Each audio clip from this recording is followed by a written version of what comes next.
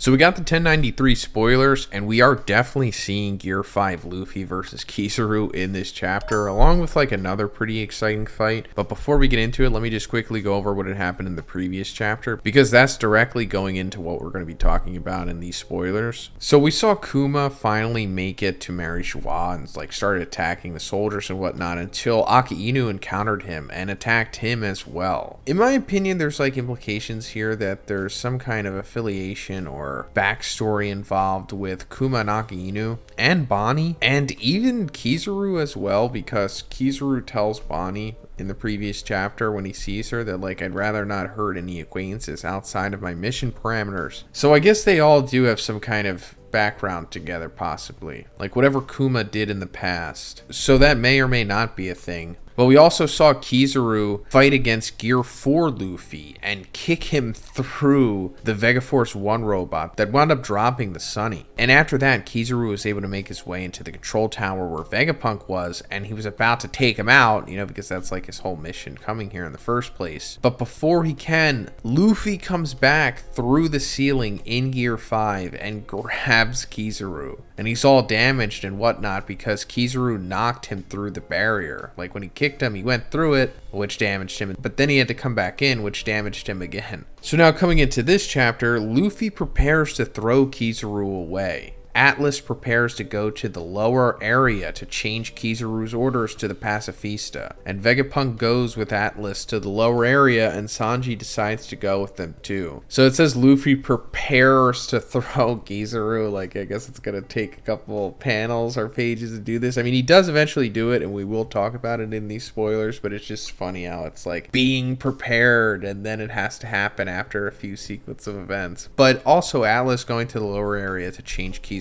orders. That's because Kizaru was able to get that command device from Sentomaru when he defeated him, and was able to give orders to the Pacifistas outside of the lab on the island that were like fighting against the Marines to now, instead of fighting against the Marines, to fight against the sea beasts that were also there. And they're pretty powerful, as shown in the previous chapter. Like the Pacifistas were like defeating the sea beasts. So this is like Atlas's attempt to bring more of their forces back so they can continue to fight against the Marines. Now we're also seeing that Sanji is going to be like Vegapunk's bodyguard, and this means that Sanji is for sure going to fight someone in this next sequence defending Vegapunk, and I wonder who it is. I thought it would be Kaku, but now that Kaku is inside of that bubble, I don't think he's going to be fighting him soon. Bonnie is fighting the Marines in the lower area. Zoro versus Lucci. Lucci is using his awakened form. So we're coming back to this fight, and unfortunately this is the only time we're going to be hearing about it in the spoilers here. That doesn't mean that this is the only time it's going to be happening in the chapter. Maybe there's going to be more. Subscribe if you haven't already, because I'm going to be going over the summary, the full summary for this chapter once we get it. But we saw that Lucci also tried to take out Vegapunk in the control tower, but Stussy jumped in the way and took the finger pistol for him. And Zoro clashed with Lucci, and they both wound up breaking out of the control tower and like falling down below. But we didn't see where their fight went, and we're coming back to it now. And as we assumed, Lucci for sure is going to have to use his awakened form to take on Zoro. And I assume that Zoro should, I don't know, mid-diff Lucci or something like that. I think that's where Oda has these two characters, at least power-wise currently. I doubt we'll see a fight to like a real definitive conclusion here, because it doesn't seem like Oda wants Egghead, or at least not the ending of it, to be like this big moment where we have definitive battles happen. I mean, there is going to be something major that happens, you know, because of the narration that we got a couple chapters back where it said like where the results of Egghead shocked the world or whatever, something. I'm paraphrasing, but you know what I mean. Something major is going to happen here, but I just don't think Zoro completely cleanly defeating Lucci here is a part of that, although I'm on board with it if that happens, of course. But it seems like Lucci is being saved, or at least his final defeat is being saved for a later time. Luffy throws Kizaru away, but Kizaru returns with several copies of himself made of light.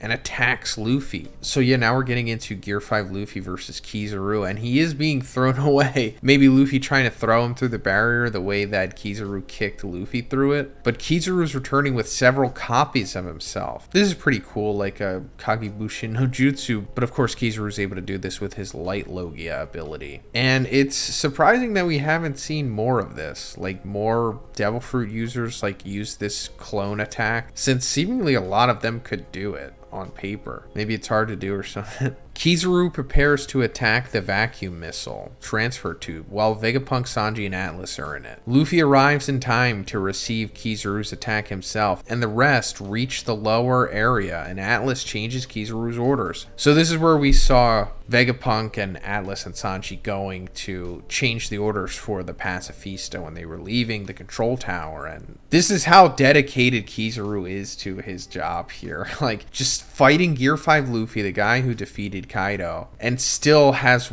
part of his mind still tracking Vegapunk and concerned with taking him out mid-fight. But Luffy's stopping him here, not really sure what he's doing. Haven't seen any panels, of course. I don't know how difficult the fight has been for either of them here, but I'm assuming Gear 5 Luffy is getting the better of Kizaru. Like, the implication here is that he is the stronger one, or at least I'm assuming. But also, of course, Kizaru not going all out, at least not yet. And now that Atlas successfully changes Kizaru's orders, the Pacifistas will now once again start attacking the Marines. And now I guess that'll push the ticking clock further back into the benefit of the Straw Hats here, I suppose, or at least keeping the Marines more at bay before they completely come in, because there will be a large-scale battle, I suppose. There's enough, like, Vice Admiral level people here to group together to give somewhat of a tough fight for the good guys, I suppose. But speaking of that, the chapter ends with Saturn's gaze. And unfortunately, there's a break next week, but Saturn's gaze is the ending. So yeah, this is like a tease. And I've been talking about this for a while, as I'm sure a lot of you know. I want to see Saturn fight.